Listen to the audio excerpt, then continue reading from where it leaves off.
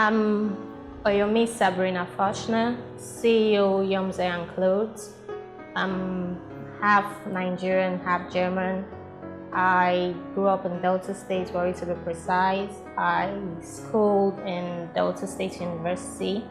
I studied agri-science education, and I served here in Lagos. After my service, I worked with an advertising agency called IMS, Immersion Marketing Strategy.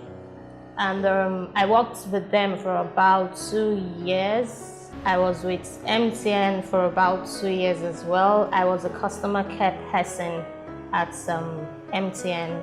While I was still working though, I knew that wasn't where I wanted to be. I wanted to follow my dreams. I wanted to do my own thing.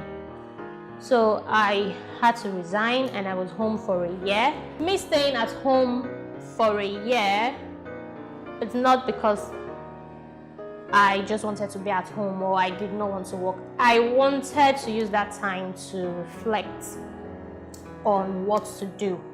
Why I started this business, or how all of this started. It's fashion. It's something I've always wanted to do.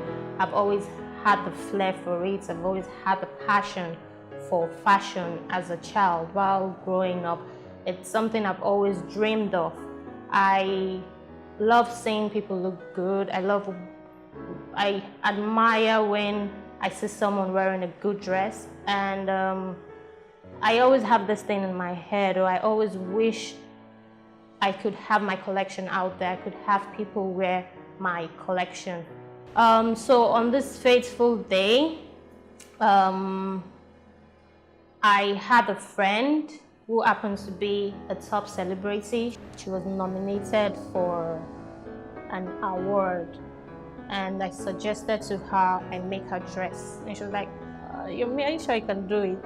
Please don't mess me up. If you know you cannot, let me just go get something or look for somebody else to do it for me. I said, don't worry, let me just try. Let me give it a try. And she gave me the go ahead. I did the dress, and the dress turned out to be lovely. It was gorgeous. I call it the dress because when she wore the dress for the event, the dress made her stand out of the crowd. She even won an award that day, and it just got everyone talking. Everybody wanted to know who made that dress, who is the designer. And after the event, trust me, I got a lot of contacts from top celebrities. A lot of people came because I also went for the event, so a lot of people approached me. They came up to me and were like, oh, you made that dress? I said, yes, I did. So they took my contacts and said, okay, don't worry, we'd love to do something with you and all that. So that's where all of this came from, and it clicked. That was when it clicked. And I said to myself, okay, since I did this and it turned out to be good, everybody admired and loved the dress, why don't I just go into this full time? In as much as it's something I've always wanted to do growing up, that encouraged me, gave me the confidence to start my own collection. So far, it's been very fruitful, I must say. It's not been easy though, but you know, every good thing has its ups and downs. So don't expect miracles, trust me. The challenges I face in this business,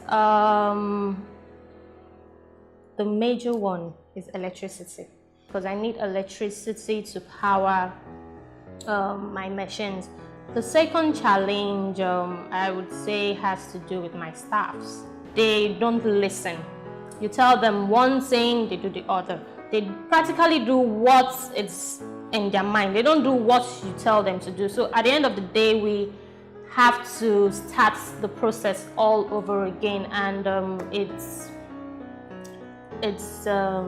really time consuming. Where I see Yoms and Clothes in a couple of years, I must say I've not gotten to the zenith of my business, but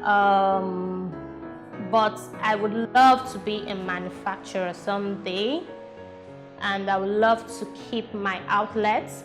I would love for my brand to be known home and abroad, locally and internationally, all over the world. I would love to know that my collection is being worn by everybody. Everybody has a piece of Yum's collection in their closets.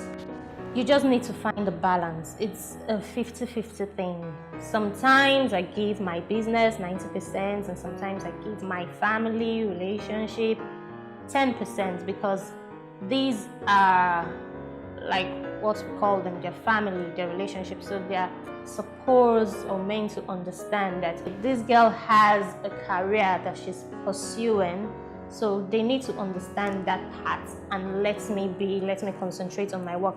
And sometimes, like when I'm less busy, when I don't have a lot to do, I give them 90% and I give my work 10%. So it's a 50-50 thing. My advice to young entrepreneurs, young people who are still trying to start up their own business or thinking of something to do, you should know that there are no shortcuts in life. And don't just dream. When you dream, make sure that dream turns into a reality. And try and put God first in anything you do. Try to make sure you hear from Him before going into any kind of business. And trust me, the sky will be your limit.